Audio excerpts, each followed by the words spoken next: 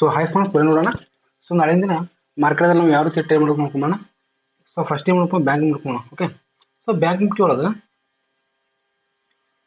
Bank Nifty ನಿನ್ನೆ ದಿನ ಏನು ಡಿಸ್ಕಸ್ ಮಾಡಿದಪ್ಪ ಅಂದ್ರೆ ಮಾರ್ಕೆಟ್ ಏನಾದ್ರು ಈ ಒಂದು ಹೈ ಅಥವಾ ಲೋ ಏನು ಮಾಡ್ಬೇಕಪ್ಪ ಬ್ರೇಕ್ ಮಾಡ್ಬೇಕು, ಅವಾಗ ಏನಾಗುತ್ತಪ್ಪ ಮಾರ್ಕೆಟ್ ಒನ್ ಸೈಡ್ ಹೋಗುತ್ತೆ ಅಂತ ಹೇಳಿದ್ದೆ. ಸೊ ಅದೇ ರೀತಿ ಏನಾಗುತ್ತಪ್ಪ ಮಾರ್ಕೆಟ್ ಇವತ್ತಿನ ಗ್ಯಾಪ್ ಅಪ್ ಆಯ್ತು, ಗ್ಯಾಪ್ ಅಪ್ ಆಗಿ ಇನ್ಸರ್ ಕ್ಯಾಂಡಲ್ ಐತೆ, ಇನ್ಸರ್ ಕ್ಯಾಂಡಲ್ ಬ್ರೇಕ್ ಮಾಡ್ಕೊಂಡು ಮಾರ್ಕೆಟ್ ಮೇಲೆಗಡೆ ಹೋದ್ರೂ ಕೂಡ ಇದೇನು ಇದು ಒಂದು ರೆಸಿಸ್ಟೆನ್ಸ್ ಲೆವೆಲ್ ಐತಲ್ಲ 56,800. ಓಕೆ, ಸೊ ಈ ರೆಸಿಸ್ಟೆನ್ಸ್ ಲೆವೆಲ್ ಅನ್ನ ಏನ್ ಮಾಡ್ತಪ್ಪ ಮಾರ್ಕೆಟ್ ಫಸ್ಟ್ ನಾನು ಯಾಕಪ್ಪ ಹೆವಿ ಆಗಿರ್ತಕ್ಕಂಥ ಒಂದು ಗ್ಯಾಪ್ ಅಪ್ ಆಗಿರೋದ್ರಿಂದ ಮತ್ತೆ ಇಲ್ಲಿ ಹೆವಿ ಆಗಿರ್ತಕ್ಕಂಥ ಒಂದು ರೆಸಿಸ್ಟೆನ್ಸ್ ತಗೊಂಡಿರೋದ್ರಿಂದ ಮಾರ್ಕೆಟ್ ಏನಂತಪ್ಪ ಅದರಲ್ಲಿ ಮತ್ತೆ ರಿಟರ್ನ್ ಆಗಿ ಏನಂತಪ್ಪ ಅಂದ್ರೆ ಇಲ್ಲಿ ಸೆಲ್ಲರ್ಸ್ ಆಕ್ಟಿವೇಟ್ ಆಗಿಷ್ಟು ಮಾರ್ಕೆಟ್ ಮತ್ತೆ ಇಲ್ಲಿ ಕೆಳಗೆ ತಂದಿದೆ. ಸೊ ಈ ಒಂದು ಝೋನ್ ಏನಿದಪ್ಪ ಅಂದ್ರೆ ಈಗ ಮಾರ್ಕೆಟ್ ಒಂದು ಒನ್ ಡೇ ಕ್ಯಾಂಡಲ್ ಮಾಡಿದ್ರೆ ಯಾವ ರೀತಿ ಪ್ಯಾಟರ್ನ್ ಅಪ್ಪ ಅಂದ್ರೆ ಈ ರೀತಿ ಪ್ಯಾಟರ್ನ್ ಬಂದಿದೆ. ಹೌದಾ, ಸೊ ಇದು ಹೈ ಇದೆ, ಇದು ಸೆಕೆಂಡ್ ಹೈ ಇದೆ. ಓಕೆ, ಅಂದ್ರೆ ಇದು ಲೋವರ್ ಹೈ, ಇದು second lower high. Okay, so ಇಲ್ಲಿ ಏನ್ ಮಾಡಪ್ಪ ಅಂದ್ರೆ ಮಾರ್ಕೆಟ್ ಏನಾದ್ರು ನಾಳಿನ ದಿನ ಈ ಒಂದು ಝೋನ್ ಏನಾದ್ರು ಬ್ರೇಕ್ ಮಾಡ್ಕೊಂಡು ಹೋಯ್ತಪ್ಪ ಅಂದ್ರೆ ಓಕೆ ಮತ್ತೆ ರಿಟರ್ನ್ ಆಗಿ ಈ ಒಂದು ಝೋನ್ ಏನಾದ್ರು 56,400 ಈ ಝೋನ್ ಏನಾದ್ರು ಮಾರ್ಕೆಟ್ ಮತ್ತೆ ಬ್ರೇಕ್ ಮಾಡ್ಕೊಂಡು ಮತ್ತೆ ಮಾರ್ಕೆಟ್ ಕೆಳಗಡೆ ಬಂತಪ್ಪ ಅಂದ್ರೆ ಮತ್ತೆ ಈ ರೀತಿ ಹೋಗ್ಬೋದಪ್ಪ ಅಂದ್ರೆ ಮತ್ತೆ ಫಸ್ಟ್ ನಮ್ಮ ಟಾರ್ಗೆಟ್ ಇರ್ತಕ್ಕಂಥದ್ದು 56,000 ಬ್ರೇಕ್ ಅದು ಹೋಯ್ತಪ್ಪ ಅಂದ್ರೆ ಮತ್ತೆ ಇಲ್ಲಿ ತನಕ ಬರುತ್ತಪ್ಪ ಅಂದ್ರೆ 55,800 ತನಕ ಮಾರ್ಕೆಟ್ ರಿಟರ್ನ್ ಆಗಿ ಕೆಳಗಡೆ ಫಾಲೋ ಆಗ್ತಕ್ಕಂಥ ಸಾಧ್ಯತೆಗಳು ಜಾಸ್ತಿ. ಯಾಕಪ್ಪ ಅಂದ್ರೆ ಇದೇನು ಡೋಜಿ ಕ್ಯಾಂಡಲ್ ಆಗಿದಿಲ್ಲ, ಈ ಡೋಜಿ ಕ್ಯಾಂಡಲ್ ಮೇಲ್ಗಡೆ ಬ್ರೇಕ್ ಮಾಡ್ಬೇಕಾಗಿತ್ತಪ್ಪ ಅಂದ್ರೆ ಹೆವಿ ಆಗಿರ್ತಕ್ಕಂಥ ಬ್ರೇಕ್ ಮಾಡ್ಬೇಕಾಗಿತ್ತು ಅಂದ್ರೆ ಮೊದಲೇ ಈ ಒಂದು ಲೆವೆಲ್ ಅನ್ನು ಬ್ರೇಕ್ ಮಾಡಬೇಕು, 57,100 ಬ್ರೇಕ್ ಮಾಡಬೇಕು. ಆಮೇಲೆ ಏನಾಗುತ್ತಪ್ಪ ಅಂದ್ರೆ ಬೇಸ್ ಆಕ್ಟಿವೇಟ್ ಆಗ್ತಾರೆ. ಓಕೆ, ಇಲ್ಲಪ್ಪ ಅಂದ್ರೆ ಕೆಳಗಡೆ ಏನಾದ್ರು ಬ್ರೇಕ್ ಮಾಡ್ತಪ್ಪ ಅಂದ್ರೆ ಎಲ್ಲಿವರೆಗೂ ಫಸ್ಟ್ಗೆ 56,000 ಬ್ರೇಕ್ ಮಾಡಬೇಕು, 56,000 ಬ್ರೇಕ್ ಮಾಡ್ಕೊಂಡು ಹೋದ ಕೂಡಲೇ 56,800 ತನಕ ಮಾರ್ಕೆಟ್ ಕೆಳಗಡೆ ಬರ್ತಕ್ಕಂಥ ನೋಡ್ರಿ ಈ ಒಂದು ಝೋನ್ ಏನಿದೆಲ್ಲ ಈ ಒಂದು ಫ್ರೀಕ್ವೆನ್ಸಿ ನೋಡ್ರಿ, ಈ ಕ್ಯಾಂಡಲ್ ಒಂದು ಫ್ರೀಕ್ವೆನ್ಸಿ ಏನಪ್ಪ ಅಂದ್ರೆ ಜಾಸ್ತಿ ಇಲ್ಲಿ ಏನಾದ್ರಪ್ಪ ಅಂದ್ರೆ ಸೆಲ್ಲರ್ಸ್ ಆಕ್ಟಿವೇಟ್ ಇರಲಿ, ಕೆಳಗಡೆ ಇರತಕ್ಕಂಥ ಬಯಸ್ ಸ್ವಲ್ಪ ಆಕ್ಟಿವೇಟ್ ಇರೋ ಒಂದು ಏನಾದ್ರು ಮಾರ್ಕೆಟ್ ನಾಳಿನ ದಿನ ಇದೇ ಒಂದು ಝೋನ್ದಲ್ಲಿ ಮಾರ್ಕೆಟ್ ಓಪನ್ ಆಯ್ತಪ್ಪ ಅಂದ್ರೆ ಸ್ವಲ್ಪ ಕನ್ಸೋಲೇಷನ್ ಆಗಿ ಕೆಳಗಡೆ ಬ್ರೇಕ್ ಆದ್ರೂ ಕೂಡ ಫಸ್ಟ್ ನಮ್ಮ ಟಾರ್ಗೆಟ್ ಎಲ್ಲಿ ಸ್ವಲ್ಪ ಅಂತಂದ್ರೆ ಈ ಒಂದು ಝೋನ್ ತನಕ 56,000 ತನಕ ಮಾರ್ಕೆಟ್ ಕೆಳಗಡೆ ಫಾಲೋ ಆಗ್ತಕ್ಕಂಥ ಸಾಧ್ಯತೆಗಳು ಜಾಸ್ತಿ ಇದೆ. ಓಕೆ, 56,000 ಕೂಡ ಬ್ರೇಕ್ ಮಾಡ್ಕೊಂಡು ಹೋಗ್ತಪ್ಪ ಮತ್ತೆ ಡೈರೆಕ್ಟ್ 55,800 ತನಕ ಮಾರ್ಕೆಟ್ ಕೆಳಗಡೆ ಫಾಲೋ ಆಗ್ತಕ್ಕಂಥ ಸಾಧ್ಯತೆಗಳು ಜಾಸ್ತಿ ಇದೆ. ಬಟ್ ನಾಳಿನ ದಿನ ಮಾರ್ಕೆಟ್ ಎಲ್ಲಿ ಓಪನ್ ಆಗುತ್ತೆ ಅಂತಕ್ಕಂಥದ್ದು ನೋಡ್ಬೇಕು. ಒಂದ್ ವೇಳೆ ಏನಾದ್ರು ಮಾರ್ಕೆಟ್ ಇಲ್ಲೇ ಓಪನ್ ಆಗಿ ಮೇಲಿನ ಸೈಡ್ ಏನಾದ್ರು ಬ್ರೇಕ್ ಮಾಡಕ್ ಸ್ಟಾರ್ಟ್ ಮಾಡ್ತಪ್ಪ ಅಂದ್ರೆ ಫಸ್ಟ್ ನಮ್ಮ ಟಾರ್ಗೆಟ್ ಇದು ಇರುತ್ತೆ. ಓಕೆ, 56,800.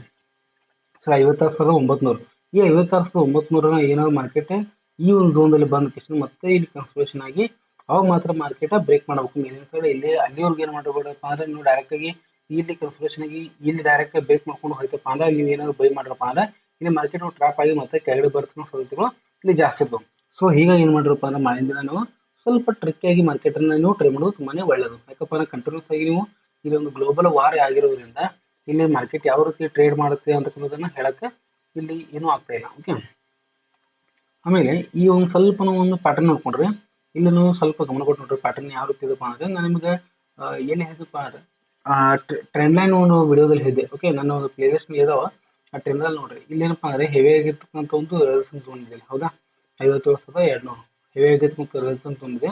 ಇದನ್ನ ಬ್ರೇಕ್ ಮಾಡ್ಬೇಕು. ಸೊ ಇದನ್ನ ಬ್ರೇಕ್ ಮಾಡ್ಬೇಕಂತಪ್ಪ ಅಂದ್ರೆ ಫಸ್ಟ್ ಇದನ್ನ ಬ್ರೇಕ್ ಮಾಡ್ಬೇಕು 56,800. ಯಾಕಂದ್ರೆ 56,800 ಇದೆಯಾ ಇಲ್ಲಿ ಒಂದು ಕ್ಲಿಪ್ ಝೋನ್ ಇತ್ತು. ಇದು ಫಸ್ಟ್ ಏನಿದಪ್ಪ ಅಂದ್ರೆ ಒಂದು ಇಲ್ಲಿ ಬುಲಿಶ್ ಗ್ಯಾಪ್ ಇತ್ತು. ಈ ಬುಲಿಶ್ ಗ್ಯಾಪ್ ಅನ್ನು ಮಾರ್ಕೆಟ್ ಮಾಡ್ಕೊಂಡು ಕೆಳಗಡೆ ಬಂದಿದೆ. ಇದು ಕೆಳಗಡೆ ಬಂದ್ಕೊಂಡು ಮಾರ್ಕೆಟ್ ಏನಂತಪ್ಪ ಅಂದ್ರೆ ಇಲ್ಲಿ ಒಂದು ಫ್ಲಿಪ್ ಝೋನ್ ಆಗಿರೋದ್ರಿಂದ ಮತ್ತೆ ಮಾರ್ಕೆಟ್ ಇತ್ತು ಇದೇ ಝೋನ್ದಲ್ಲಿ ಬಂದ್ರು ಕೂಡ ಮಾರ್ಕೆಟ್ ಇಲ್ಲಿ ನಿಂತು ಸ್ಟಾಪ್ ಲಾಸ್ ಮಾಡ್ಕೊಂಡು ಮತ್ತೆ ಮಾರ್ಕೆಟ್ ರಿವರ್ಸ್ ಇದೆ 1ನೇ ಪಾಯಿಂಟ್. ಇಲ್ಲಿ 2ನೇ ಪಾಯಿಂಟ್ ಏನಪ್ಪಾ ಅಂದ್ರೆ ಒಂದ್ ವೇಳೆ ಏನಾದ್ರು ಮಾರ್ಕೆಟ್ ದಲ್ಲಿ ಇದೇ ರೀತಿಯಾಗಿರ್ತಕ್ಕಂಥ ಒಂದು ಟ್ರೆಂಡ್ ಲೈನ್ ಬಂತಪ್ಪ ಅಂದ್ರೆ ನಾನು ನಿಮಗೆ ಹೇಳಿದ್ದೆ. ಓಕೆ,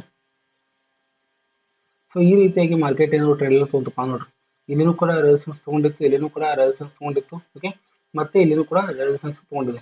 ಸೊ ಮಾರ್ಕೆಟ್ ಮತ್ತೆ ರಿಟರ್ನ್ ಟ್ರೆಂಡ್ ಲೈನ್ ಈ ರೀತಿ ಆಗೋವರೆಗೂ ಕೂಡ ಮಾರ್ಕೆಟ್ ಕೆಳಗಡೆ ಫಾಲ್ ಆಗ್ತಕ್ಕಂಥ ಸಾಧ್ಯತೆಗಳು ಇಲ್ಲಿ ಜಾಸ್ತಿ ಇರ್ತವೆ. ಸೊ ಅದ್ರ ಜೊತೆಗೆ ಇಲ್ಲಿನೂ ಕೂಡ ಒಂದು ಟ್ರೆಂಡ್ ಲೈನ್ ಏನಾದ್ರು ತಗೊಂಡ್ರಿ ಈ ರೀತಿ. ಓಕೆ, ಸೊ ಏನು ಕೂಡ ಟ್ರೆಂಡ್ ಲೈನ್ ತಗೊಂಡ್ರಪ್ಪ ಅಂದ್ರೆ ನಾಳಿನ ದಿನ ಏನಾಗ್ಬೋದು ಅಂದ್ರೆ ಮಾರ್ಕೆಟ್ದಲ್ಲಿ ಇದೇನು ಝೋನ್ ಇದಿಲ್ಲ ತುಂಬಾ ಇಂಪಾರ್ಟೆಂಟ್ ಆಗಿರ್ತಕ್ಕಂಥದ್ದು. ಓಕೆ, 56,300 ಈ ಝೋನ್ ಏನಪ್ಪಾ ಅಂದ್ರೆ ಮಾರ್ಕೆಟ್ ಏನಾದ್ರು ಇದೇ ಝೋನ್ದಲ್ಲಿ ಓಪನ್ ಆಗಿ ಸ್ವಲ್ಪ ಕನ್ಸಲ್ಟೇಷನ್ ಆಗಿ ಕೆಳಗಿನ ಸೈಡ್ ಬ್ರೇಕ್ ಮಾಡ್ತಪ್ಪ ಅಂದ್ರೆ ಫಸ್ಟ್ ನಮಗೆ ಟಾರ್ಗೆಟ್ ಇರ್ತಕ್ಕಂಥದ್ದು 56,200 ಏನಾದ್ರು ಬ್ರೇಕ್ ಮಾಡ್ಕೊಂಡಿದ್ದಪ್ಪ ಡೈರೆಕ್ಟ್ ಆಗಿ 56,000 ತನಕ ಟಾರ್ಗೆಟ್ ನಮ್ಗೆ ಈ ಒಂದು ಟಾರ್ಗೆಟ್ ರೀಚ್ ಆಗ್ತಕ್ಕಂಥ ಸಾಧ್ಯತೆಗಳು ಜಾಸ್ತಿ ಇರುತ್ತೆ ಈ ಒಂದು ಟಾರ್ಗೆಟ್. ಓಕೆ, ಯಾಕಪ್ಪ ನೋಡ್ರಿ ಇಲ್ಲಿನೂ ಕೂಡ ಏನಾಗಿತ್ತಪ್ಪ ಕಂಟಿನ್ಯೂಸ್ ಆಗಿ ರೆಸಿಸ್ಟೆನ್ಸ್ ತಗೊಂಡಿತ್ತು ಮತ್ತೆ ಸಪೋರ್ಟ್ ಆಗಿತ್ತು, ಮತ್ತೆ ರೆಸಿಸ್ಟೆನ್ಸ್ ತಗೊಂಡಿತ್ತು ಮತ್ತೆ ಸಪೋರ್ಟ್ ಆಗಿತ್ತು. ಇದನ್ನು ಕೂಡ ಏನಾದ್ರು ಬ್ರೇಕ್ ಮಾಡ್ಕೊಂಡು ಬರ್ತಪ್ಪ ಅಂದ್ರೆ ಮತ್ತೆ ನೆಕ್ಸ್ಟ್ ಟಾರ್ಗೆಟ್ ನಮಗೆ ಯಾವ್ದು ಇರುತ್ತಪ್ಪ ಇದು ಇರುತ್ತೆ 50,800 ಇರುತ್ತೆ. ಓಕೆ, ಈ ಟಾರ್ಗೆಟ್ 50,800 ಇರುತ್ತೆ. ಆದ್ರೆ ಒಂದ್ ವೇಳೆ ಏನಾದ್ರು ಇಲ್ಲಿ ಏನಾದ್ರು ಕನ್ಸಲ್ಟೇಷನ್ ಆಗಿ ಮೇಲಿನ ಸೈಡ್ ಹೋಗಕ್ಕೆ ಸ್ಟಾರ್ಟ್ ಮಾಡ್ತಪ್ಪ ಅಂದ್ರೆ ಫಸ್ಟ್ ನಮಗೆ ಬ್ರೇಕ್ ಮಾಡಬೇಕಾಗಿರ್ತಕ್ಕಂಥದ್ದು ಇದು ಒಂದು ಏರಿಯಾ 56,500. ಓಕೆ, ಈ 56,500 ಎಲ್ಲಿವರೆಗೂ ಬ್ರೇಕ್ ಮಾಡಿಲ್ಲ ಅಲ್ಲಿವರೆಗೂ ಮಾರ್ಕೆಟ್ ಮೇಲಿನ ಸೈಡ್ ಹೋಗಂಗಿಲ್ಲ. ಯಾಕಪ್ಪ ಅಂದ್ರೆ ಇಲ್ಲಿ ಸ್ವಲ್ಪ ಜೂಮಿನ್ ಮಾಡಿ ತೋರಿಸಿದ್ರೆ ನಿಮ್ಮದನ್ನ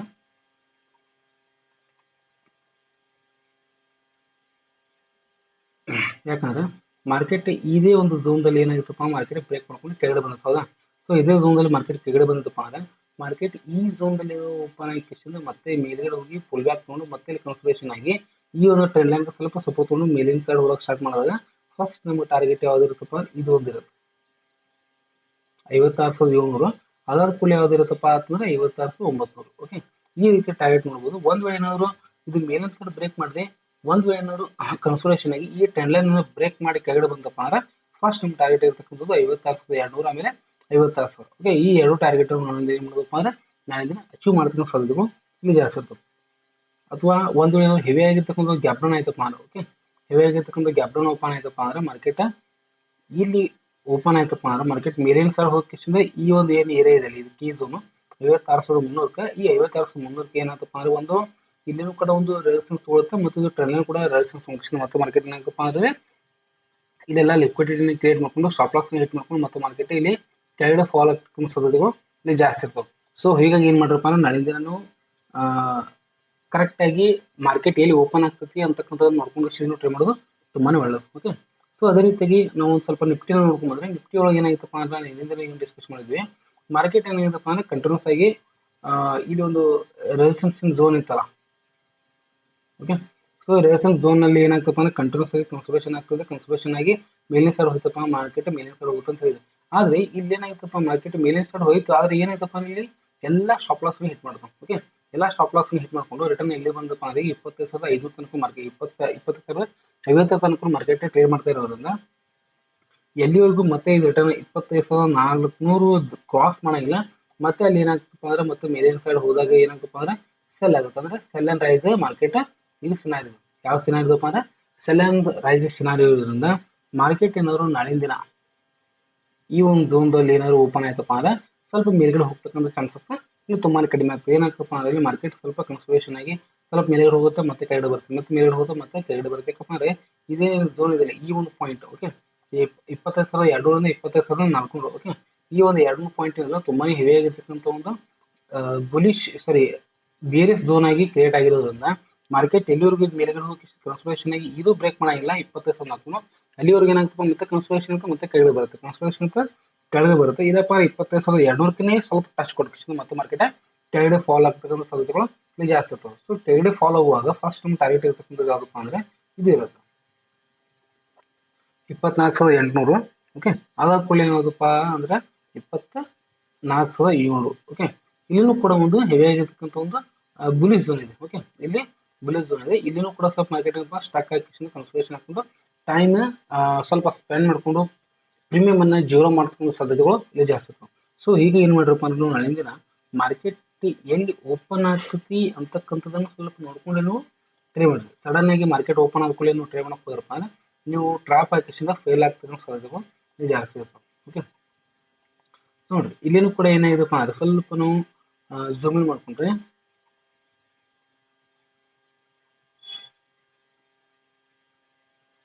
ಇಲ್ಲಿನೂ ಕೂಡ ಏನಿದೆಪ್ಪ ಅಂದ್ರೆ ಒಂದು ಟ್ರೆಂಡ್ ಲೈನ್ ಇದೆ. ಹೌದಾ, ಇಲ್ಲಿ ಒಂದು ಟ್ರೆಂಡ್ ಲೈನ್. ಓಕೆ, ಆಮೇಲೆ ಇಲ್ಲಿನೂ ಕೂಡ ಒಂದು ಟ್ರೆಂಡ್ ಲೈನ್ ಇದೆ.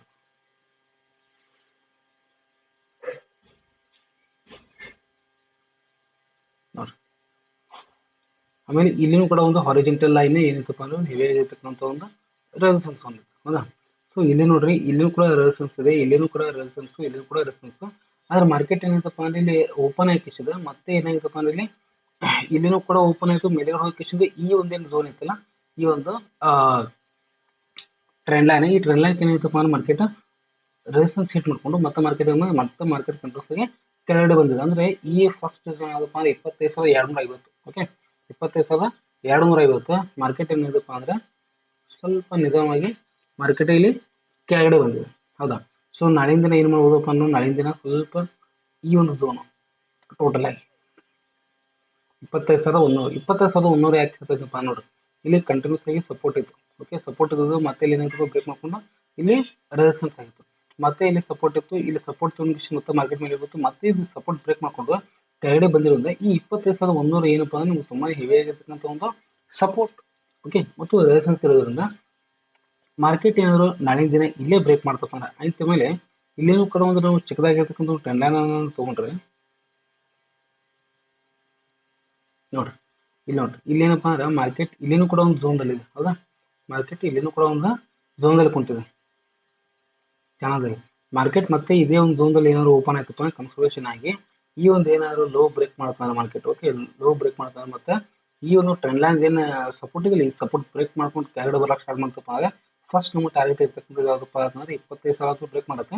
25,000 ಬ್ರೇಕ್ ಮಾಡ್ಕೊಂಡು ಆಯ್ತಪ್ಪ ಅಂದ್ರೆ ಡೈರೆಕ್ಟ್ ಆಗಿ 24,900 ಮತ್ತು 24,800 ಈ ಒಂದು ಎರಡು ಝೋನ್ಗಳನ್ನ ನಾಳಿನ ದಿನ ಏನು ಹೋದಪ್ಪ ಅಂದ್ರೆ ಮಾರ್ಕೆಟ್ ಟೆಸ್ಟ್ ಮಾಡ್ತಕ್ಕಂಥ ಸಾಧ್ಯತೆಗಳು ಇಲ್ಲಿ ಜಾಸ್ತಿ ಇರ್ತವೆ. ಓಕೆ, 24,900 ಮತ್ತು 24,800 ಕೆಳಗಡೆ ಬ್ರೇಕ್ ಮಾಡ್ತಾರೆ. ಒಂದ್ ವೇಳೆ ಏನಾದ್ರು ಮಾರ್ಕೆಟ್ ರಿಟರ್ನ್ ಆಗಿ ಇಲ್ಲಿ ಓಪನ್ ಆಗಿದೆ, ಈ ಒಂದು ಸೈಡ್ ಓಪನ್ ಆಯ್ತಪ್ಪ ಅಂದ್ರೆ ಮತ್ತೆ ಮಾರ್ಕೆಟ್ ಕನ್ಸಲ್ಟೇಷನ್ ಆಗಿ ಮೇಲಿನ ಸೈಡ್ ಹೋಗ್ಬೇಕು ಅಥವಾ ಪೂರಾ ಇದು ಬ್ರೇಕ್ ಮಾಡ್ಕೊಂಡು ಇಲ್ಲಿ ಹೋಗ್ಬೇಕು. ಇಲ್ಲಪ್ಪ ಅಂದ್ರೆ ಏನಾಗ್ತಪ್ಪ ಅಂದ್ರೆ ಮಾರ್ಕೆಟ್ ಇಲ್ಲಿ ಹೋಗಿ ಮತ್ತೆ ಸ್ವಲ್ಪ ಕನ್ಸಲ್ಟೇಷನ್ ಆಗಿ ಇಲ್ಲಿಂದ ಬ್ರೇಕ್ ಮಾಡಕ್ ಸ್ಟಾರ್ಟ್ ಮಾಡ್ತಪ್ಪ ಅಂದ್ರೆ ಈ ಒಂದು ಏರಿಯಾದಿಂದ ಬ್ರೇಕ್ ಮಾಡಕ್ಕೆ ಸ್ಟಾರ್ಟ್ ಮಾಡ್ತಪ್ಪ ಅಂದ್ರೆ ಮತ್ತೆ ಡೈರೆಕ್ಟ್ ಎಲ್ಲಿವರೆಗೂ 25,000 ಅಥವಾ 24,900 ತನಕ ಮಾರ್ಕೆಟ್ ಈ ರೀತಿಯಾಗಿ ಹೆವಿಯಾಗಿ ಫಾಲ್ ಆಗ್ತಕ್ಕಂಥ ಸಾಧ್ಯತೆಗಳು ಜಾಸ್ತಿ ಅದಾವ. ನೋಡ್ರಿ, ಮಾರ್ಕೆಟ್ ಹೆವಿ ಆಗಿರ್ತಕ್ಕಂಥ ಮೂವ್ಮೆಂಟ್ ಅನ್ನು ಕೊಡಬೇಕಾಗಿತ್ತಪ್ಪ ಅಂದ್ರೆ ಕೆಳಗಿನ ಸೈಡ್ ಫಸ್ಟ್ ಕೆಳಗಿಂದ ಮೇಲ್ಗಡೆ ಹೋಗಿ ಕೆಳಗಡೆ ಬರುತ್ತೆ ಮತ್ತು